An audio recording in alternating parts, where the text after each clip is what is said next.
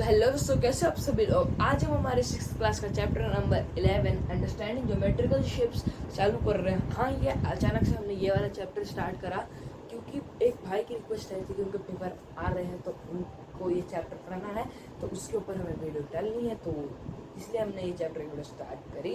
तो आज हम ये चैप्टर है हमारा chapter number 11 understanding geometrical shapes 6th class का, इसको समझेंगे और सीखेंगे। तो इस टॉपिक के अंदर हमारा पहला है लाइन सेगमेंट। तो दो चीज़ें होती हैं, होती है लाइन और होती है लाइन सेगमेंट। लाइन और लाइन सेगमेंट। मैं यहाँ पे फ्री हैंड बना रहा हूँ, इसलिए लाइन स्ट्रेट नहीं आ रही है। आप लोग स्केल से बनाइएगा तब ये स्ट्रेट आ जाएंगी। तो लाइन सेगमेंट्स के अंदर अब हम देखते हैं। तो लाइन सेगमेंट जो होता है, लाइन के अंदर का एक छोटा सा टुकड़ा, एक स्पेसिफिक पार्ट होता है, जो इसे हम कहते हैं लाइन सेगमेंट। सेगमेंट का मतलब होता है पार्ट, लाइन का सेगमेंट, लाइन का एक पार्ट, तो वो है लाइन सेगमेंट। लाइन सेगमेंट के अंदर पॉइंट से डिफाइन करा जाता है उसको। तो ये है पॉइंट ए मान लेते हैं इस पॉइंट को हम, और इस पॉइंट को हम मान लेते हैं पॉइंट बी। तो ये है हमारा लाइन सेगमेंट का दो पॉइंट्स, और ऊपर ये है हमारी लाइन। लाइन जो होती है वो एंडलेस होती है, इसलिए दोनों साइड उनके एरो लगा रहता है। तो जितनी बड़ी लाइन लगानी है उतनी लाइन रख के आप उसके आगे एरो लगा दीजिए, तो वो एक लाइन रिप्रेजेंट करेगी। लाइन और लाइन सेगमेंट के बीच का डिफरेंस समझ आने के बाद हमारे इस चैप्टर के अंदर है next topic, comparison of line segments. तो कंपैरिजन ऑफ लाइन सेगमेंट्स के अंदर हमारे दो मेथड है, पहला है थ्रेड और दूसरा है डिवाइडर। थ्रेड आपको पता होगा, रस्सी, छोटी सी रस्सी, और उसके बाद आता है अपना डिवाइडर। डिवाइडर होता है ज्योमेट्री के अंदर हमारा ये वाला इंस्ट्रूमेंट। एक होता है कंपास जो कि होता है ये, और ये होता है हमारा डिवाइडर। तो चलिए अभी हम आपको बताते हैं ये कंपैरिजन कैसे होता है। सबसे पहले थ्रेड के साथ। थ्रेड के लिए हम सबसे पहले कंपेयर करने के लिए सबसे पहले हमें चाहिए होगा एक लाइन सेगमेंट। तो यहाँ पे हमारे पास दो लाइन सेगमेंट है, पहला है लाइन सेगमेंट ए बी और दूसरा है लाइन सेगमेंट सी डी। अब इन दोनों को थ्रेड से कैसे कंपेयर करते हैं ये मैं आप लोगों को बताता हूँ। तो थ्रेड से कंपेयर करने के लिए सबसे पहले आपको चाहिए होगा थ्रेड। तो थ्रेड से कंपेयर करने के लिए आपको चाहिए होगा सबसे पहले एक थ्रेड। तो ये रहा हमारा थ्रेड। अब इसे हम कैसे कंपेयर करेंगे ये आप ध्यान से देखिए। अब पकड़ने थ्रेड को आपको एकदम टाइटली पकड़ लेना है, बहुत ध्यान से, और ये हिलना नहीं चाहिए। पहले ए और बी के बराबर आपको इस थ्रेड के दो पॉइंट्स रख लेने हैं। एक पॉइंट मेरा है यहाँ और एक पॉइंट मेरा है यहाँ।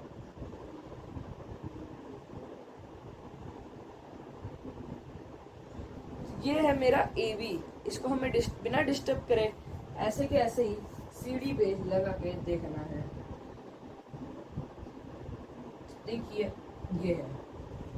तो सीढ़ी में जब हमने इसको लगाया तो यहाँ पे जो ए बी है वो सीढ़ी से बड़ा निकल रहा है। ये हमने कैसे प्रूफ करना, देखिए ये जो लाइन सेगमेंट है ये है इतना, इसकी लेंथ ये है, ये हमने ले ली। फिर हम गए सीढ़ी के ऊपर, सीढ़ी पे हमने ये इसी लाइन सेगमेंट को यहाँ पे प्लेस करा, और ये लाइन सेगमेंट इस ए बी वाले से छोटा निकला क्योंकि ये थ्रेड इससे आगे जा रहा है इस पॉइंट तक।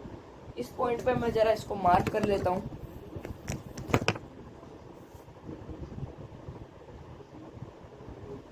ये पॉइंट है जहाँ पे ये जा रहा है। तो अगर जब आप थ्रेड से कंपेयर करते हैं तो आपकी दो तीन सिचुएशन आती हैं। या तो जो है आपके दोनों एकदम इक्वल होंगे, या फिर आपका जो पहला वाला है वो दूसरे वाले से छोटा होगा, या फिर आपका जो पहला वाला है वो दूसरे वाले से बड़ा होगा। यही तीन सिचुएशन हो सकती हैं। इस कंपैरिजन में ये कंक्लूड हुआ कि इस क्वेश्चन के अंदर हमारी कौन सी सिचुएशन अप्लाई हो रही है, वो है हमारी थर्ड वाली सिचुएशन कि ये वाला लाइन सेगमेंट इससे बड़ा है। ये हमने इसके यहाँ पे थ्रेड से दिखाया आप लोगों को। अब चलते हैं अपने नेक्स्ट मेथड की ओर, जो है हमारा डिवाइडर वाला मेथड। हमने आपको अभी थ्रेड से कंपेयर करके दिखाया, और अब हम आपको डिवाइडर वाला मेथड दिखाएंगे कि डिवाइडर वाले मेथड से कैसे कंपेयर करते हैं। हमारे इस चैप्टर के अंदर ज़्यादा एफिशिएंट तरीका अपना डिवाइडर वाला है, क्योंकि थ्रेड वाले तरीके के अंदर कभी कभी बहुत सी डिफिकल्टीज हो सकती है। जैसे कि आपका अभी थ्रेड लूज हो गया है या फिर कुछ चीज़ और हो गई, तो उसकी वजह से मेजरमेंट सही नहीं आती, तो उससे हमारा आंसर गलत जा सकता है। इसलिए हम डिवाइडर वाले मेथड को ज़्यादा एसेंशियल मानते हैं और उसे हम ज़्यादा करेक्ट मानते हैं। जिससे हमारा आंसर ज़्यादा सही आता है। तो अब मैं आपको दिखाऊंगा डिवाइडर वाले मेथड से कैसे करते हैं। तो ये है हमारा डिवाइडर। तो अब देखते हैं कि हम डिवाइडर के साथ इसको कैसे सॉल्व करेंगे। तो डिवाइडर के साथ सॉल्व करने के लिए तो इस डिवाइडर के सॉल्व करने के लिए सबसे पहले हमारा जो पहला लाइन सेगमेंट है उसके ए और बी पॉइंट पे हम अपने जो अपना डिवाइडर है उसके दोनों पॉइंट्स रख देंगे। तो दो ए पे मैंने रख दिया हमारे डिवाइडर का पहला पॉइंट और बी पे रखा मैंने डिवाइडर का दूसरा पॉइंट। तो ये रखने के बाद ये पोजीशन आई हमारे डिवाइडर की। इसको ना बिगाड़ते हुए हमें उसी पोजीशन में जो इसके सी पार्ट है, ए पार्ट वाला जो था उसके सी पार्ट पे रखना है। ये हमने कंपेयर करा इसके साथ। तो हमने क्या करा, जो हमारा ए और बी पॉइंट्स थे उस पे हमारा रखा डिवाइडर, उसको बिना छेड़े हमने उसको सेम वहाँ पे सी पॉइंट पे रखा और हमारा दूसरा जो पॉइंट है उसका आया यहाँ पे। तो इससे ये वाला जो सी डी वाला है वो इससे बड़ा है। इससे ये प्रूफ हो रहा है क्योंकि इन दोनों के अंदर आ गया ये वाला पॉइंट। तो सी डी वाला जो है वो ए बी वाले से बड़ा है वाला है। ये हमने यहाँ पे डिवाइडर की मदद से देख लिया। और डिवाइडर के अंदर भी वही हमारी 3 सेम सिचुएशंस आती हैं। तो डिवाइडर के अंदर भी हमारी यही 3 सेम सिचुएशंस आती हैं, जो कि अगर हमारा ओ ए बी या तो सी डी के बराबर होगा, ए बी या तो सी डी से छोटा होगा, या ए बी या तो सी डी से बड़ा होगा। तो इस वाले सिचुएशन के अंदर हमारा सेकंड ऑप्शन एकदम सही है। तो ये हमारा कंपैरिजन ऑफ लाइन सेगमेंट्स हो चुका है। इसी के साथ हमारा थ्रेड और डिवाइडर का हमने जो मेथड है वो आप लोगों को सिखा दिया है। चलते हैं हमारे नेक्स्ट टॉपिक की ओर इस चैप्टर के अंदर। तो नेक्स्ट टॉपिक पे बढ़ते हैं, जो है हमारा यूनिट्स फॉर मेजरमेंट। तो हमारा सबसे पहले हम स्टार्ट करते हैं मिलीमीटर से। तो 10 मिलीमीटर होते हैं हमारे 1 सेंटीमीटर के इक्वल। 10 सेंटीमीटर जो होता है वो हमारे 1 डेसीमीटर के इक्वल होता है। डेसीमीटर का जो हमारा फॉर्मूला होता है वो होता है डीएम। डेसीमीटर का होता है डीएम। और हमारे 10 डेसीमीटर यानी 10 डीएम होते हैं 1 मीटर के बराबर यानी 1 एम के बराबर। फिर हमारे जो 10 मीटर होते हैं वो 1 डेकामीटर के बराबर होते हैं। डेकामीटर का फॉर्मूला होता है DAM। डेसीमीटर का DM और डेकामीटर का DAM।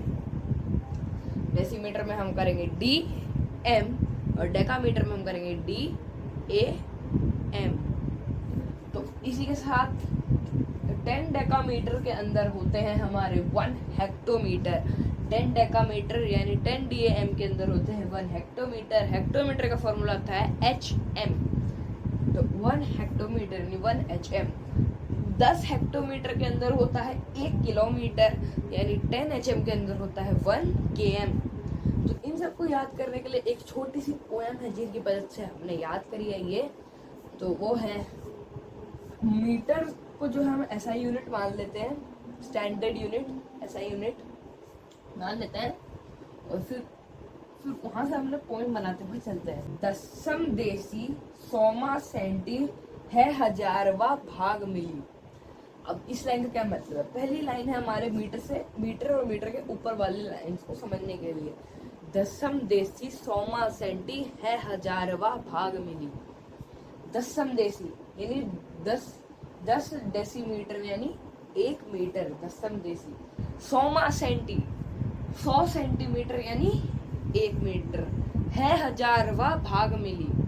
1000 मिलीमीटर यानी 1 मीटर।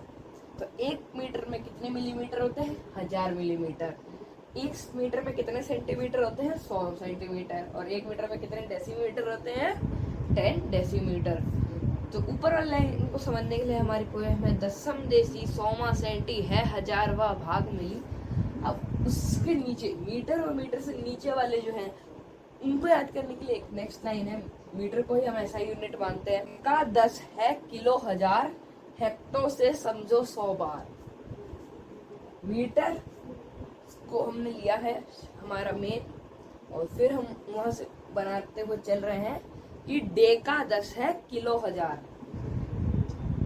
10 मीटर यानी 1 डेकामीटर।